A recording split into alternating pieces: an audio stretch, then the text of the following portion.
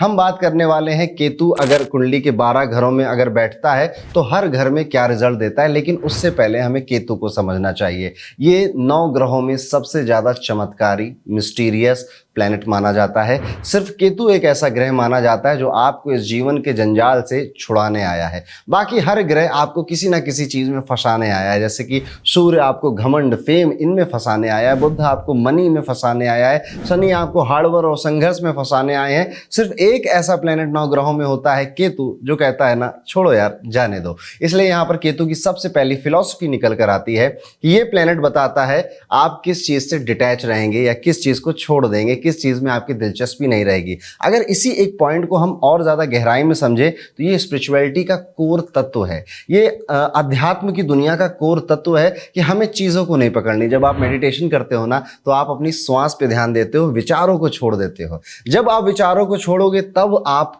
केतु की तरफ बढ़ रहे हो, तब आप अध्यात्म की तरफ बढ़ रहे हो। यानी कि केतु की दूसरी क्वालिटी अध्यात्म स्पिरिचुअलिटी भी है। डिटैचमेंट, अध्यात्म और स्पिरिचुअलिटी। ये डिटैचमेंट के साथ एक वर्ड और लिख लीजिएगा अगर आप नोट्स बना रहे हैं, लेट गो, छोड़ो यार जाने दो। ये भी केतु की ही दिलचस्पी है। केतु बात इस दुनिया की नहीं करता है, केतु बात इस दुनिया के परे की करता है। जो चीजें आंखों से नहीं देखी जाती हैं केतु उसकी बातें करता है। केतु की फोटो आपकी स्क्रीन के सामने है, आप देखेंगे केतु के पास सर नहीं है। सर नहीं है तो उसके पास आंखें नहीं होती हैं। इस वजह से केतु वो चीजें देखता है जो आंखों से नहीं दिखाई देती। यानी कि केतु की जो फिलॉसफी है वो इस दुनिया के परे की बातें हैं जो शायद बहुत लोगों को समझ में ना आए। इस वजह से केतु की यहाँ पर तीसरी क्वालिटी निकल कर आती है क्यूरियोसिटी। इसी क्यूरियोसिटी के साथ और इन्हीं आंखों के साथ एक क्वालिटी और जुड़ी हुई है केतु की, और वो क्वालिटी है केतु की क्योंकि इसके पास आंखें नहीं है ना तो इसको हमेशा किसी का सहारा चाहिए कि कोई इसका हाथ पकड़कर इसको रास्ता पार करवा दे। यानी कि केतु यहाँ पर कंफ्यूज भी बहुत है, उसे चीजें दिखती नहीं है, उसे कहाँ जाना है, इधर जाना है या उधर जाना है। तो केतु की 5वीं क्वालिटी यहां पर बनकर आएगी कंफ्यूजन। अब हम अगर केतु की इन 5 क्वालिटियों को लेकर चलें और केतु को कुंडली के अलग अलग हाउसेस में रख कर देखें तो आपको समझ में आएगा कि केतु इन्हीं क्वालिटीज को हर एक हाउस में एक्सप्लेन कर रहा होता है, एक्सप्रेस कर रहा होता है। केतु की एक क्वालिटी और है जो मुझे अभी जस्ट याद आई कि केतु आपके पुनर्जन्म की भी बातें करता है। आप पुनर्जन्म में जितना कांड मचा कर आए हैं ना, केतु की प्लेसमेंट आपको इस जन्म में वहीं मिलेगी।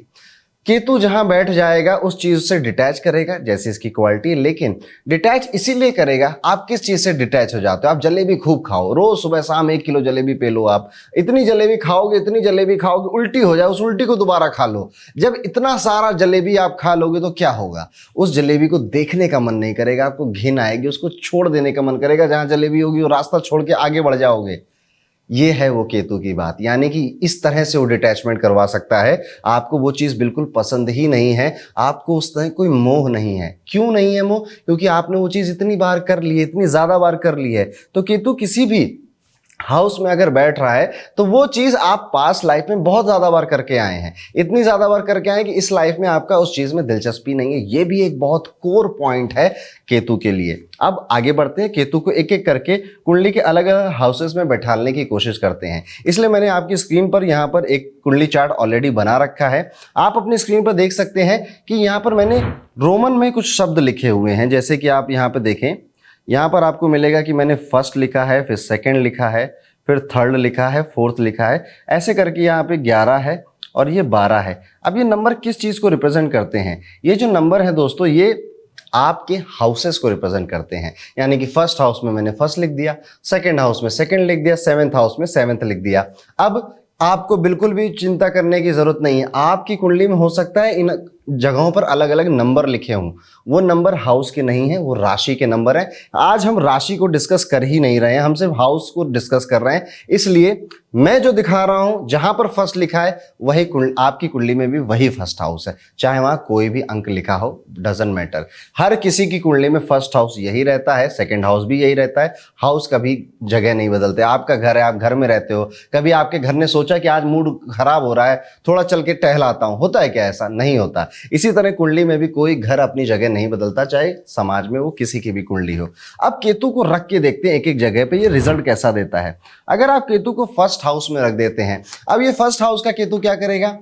फर्स्ट हाउस का केतु सबसे पहले इसको इंट्यूशन दे देगा। इसकी इंट्यूशन बहुत गजब की होगी, लोगों से मिलते ही उसके बारे में जान जाता होगा, लोगों की बातचीत करने के तरीके से उसके बारे में पता चल जाता होगा, कोई चीज हो रही है या होने वाली है, इसको आभास पहले से लग जाएगा। इसकी इंट्यूशन बहुत तेज हो जाती है लोगों को समझने में, लोगों की पर्सनालिटीज को समझने में, और भविष्य में होने वाले इंसिडेंट्स को भी आंकने में इसकी इंट्यूशन बहुत अच्छी हो जाती है। लेकिन केतु कंफ्यूजन भी तो है। और फर्स्ट हाउस होता है आपकी विचार शैली का, आप सोच विचार कैसे करेंगे, आपका थॉट प्रोसेस कैसा होगा। इस वजह से आप ऐसे लोग ना अक्सर आपको बहुत कंफ्यूज मिलेंगे, हर एक बात को कंफर्म करने के लिए सेकंड ओपिनियन लेते हुए मिलेंगे। इस तरह का भी केतु ये कराएगा। ये केतु ना इन लोगों के अंदर घबराहट भी भर देता है, क्योंकि जब रास्ता नहीं दिखता, समझ लीजिए आप एक अंधेरी जगह पर हैं, आपके पास आंखें नहीं हैं, आंखें बंद हैं, तो आप क्या करोगे, आपके पास कैसे विचार आएंगे, आपके पास घबराहट के विचार आएंगे। इसलिए आप बहुत ज्यादा घबरा दे जाते हैं, जल्दी जल्दी छोटी छोटी चीजों में घबरा जाते हैं। यहाँ का बैठा केतु इस तरह के भी रिजल्ट देता है। अब जैसे मैंने कहा ना कि केतु वहां बैठता है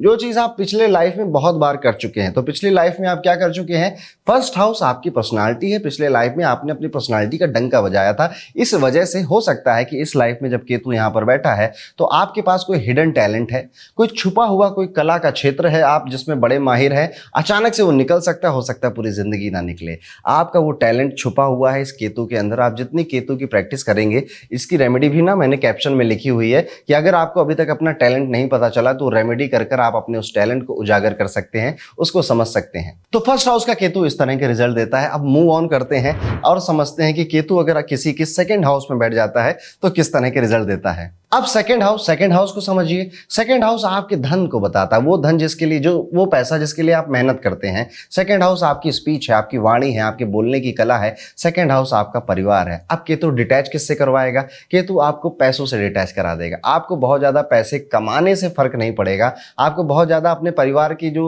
रोजमर्रा की जिंदगी होती है, डिस्कशन होते हैं, शायद उसमें भी आपको अरुचि हो, बहुत ज्यादा आपको उसमें भी रुचि नहीं है। अब सेकंड हाउस वाणी का भी है। अब केतु यहां पर बैठा है तो मैंने क्या कहा है कि ये वाणी का काम आप पिछले लाइफ में बहुत कर चुके हैं, इसलिए इस लाइफ में आप बहुत ज्यादा बोलने वाले व्यक्ति नहीं बनते हैं। जितना बोलेंगे सटीक बोलेंगे, कम शब्दों में अपनी बातें समझाने वाले व्यक्ति बनेंगे आप। लेकिन जब बात आएगी कि यार ये व्यक्ति बहुत अच्छा बोलता है या बहुत इफेक्टिव स्पीकिंग है इसकी, ये केतु उस चीज को भी जाहिर करता है। केतु यहां पर बैठकर आपको बहुत अच्छा वक्ता बना देता है, लेकिन शायद आपने कभी उस चीज को आजमाया नहीं है, कभी मौका ही नहीं पड़ा लाइफ में, इस वजह से शायद आप मेरी इस बात से एग्री नहीं करेंगे। लेकिन आप अगर अपने आसपास वालों से पूछेंगे, अपने पास में जाएंगे, तो you speak very well. Ketu यहां पर यही करवाता है। अब जैसे मैंने बात करी कि सेकंड हाउस में बैठा केतु आपको बहुत ज्यादा पैसों से अटैच नहीं करेगा, डिटैच करेगा। अब इस डिटैचमेंट का क्या मतलब है, ये पैसा आएगा तो इंसान उड़ा देगा क्या सारे, नहीं। इस डिटैचमेंट का मतलब है कि आपको बहुत ज्यादा फर्क नहीं पड़ रहा है कि पैसे कितने आ रहे हैं। अगर आपकी लाइफ में कंफर्ट है, इजी लाइफ है, सब कुछ ठीक है, तो आप बहुत ज्यादा भागेंगे नहीं पैसे के पीछे। You are a happy soul. ये एक तरह से अच्छी बात भी है। लेकिन यहां पर मैंने एक बड़ी खास बात देखी है, अगर ऐसा व्यक्ति खर्चीला है, यानी कि इसको अगर मन कर रहा है कि आईफोन 15 प्रो आ गया, मन किया है तो ले लेना है, जिंदगी एक बार मिली तो दो बार क्या सोचना, तो ये केतु ऐसे लोगों के लिए बड़ा बेस्ट है। क्यों, अगर ये व्यक्ति खर्चीला अपने शौक पे खर्च कर रहा है, लोगों पे खर्चे कर रहा है, तो ये आपको बहुत अमीर मिलेगा, बहुत अबंडेंट लाइफ जीता हुआ मिलेगा, रईस मिलेगा, पैसा घूम घूम के इसके पास आएगा। ऐसा क्यों होगा इसके साथ, क्योंकि केतु यहां पर बैठकर कह रहा है कि पैसे की बात है, छोड़ो यार, जाने दो, लेट गो कर दो इस पैसे की बात को। और अगर आप ऐसा कर रहे हैं तो आप बेसिकली केतु की बात मान रहे हैं। ज्योतिष का सिर्फ एक मात्र सिद्धांत है जो अगर आप समझ जाते हैं तो ज्योतिष के जरिए आप अपनी जिंदगी को बहुत बेहतर बना सकते हैं। और वो सिद्धांत है, आप अपने प्लेनेट की भाषा को समझिए, उसकी द्वारा दी गई डायरेक्शंस को समझिए, अपने जीवन में उतारिए। तो केतु यहां पर कह रहा है पैसों को छोड़ो, जाने दो, यानी कि अपने शौक पे खर्च करो, चैरिटी करो, लोगों की मदद करो। अगर आपके अंदर ये भाव है तो ये केतु आपको भर भर के पैसे दे सकता है। लेकिन अगर आप उल्टा कंजूस है, पैसे को पकड़ के रखने वाले हैं, एक एक पाई का हिसाब करने वाले हैं, तो ये केतु आपको गरीब भी बना सकता है और आप पैसे के मोहताज रहें जीवन भर, ऐसा भी कर सकता है। अब इस केतु का रिजल्ट और क्या है, इसके लिए मैं यहां पे कहूंगा कि ये केतु आपको फैमिली या परिवार से वैराग दे सकता है, लेकिन ज्योतिष में बड़ी दिलचस्पी दे देता है। यहां पे बैठा केतु अक्सर देखा गया है कि बड़े अच्छे प्रकांड विद्वान ज्योतिषों की कुंडलियों में होता है। और अगर आप प्रकांड विद्वान ज्योतिष नहीं, तब भी आपका ज्योतिष में दिलचस्पी या रुचि पैदा करने के लिए ये केतु काफी है।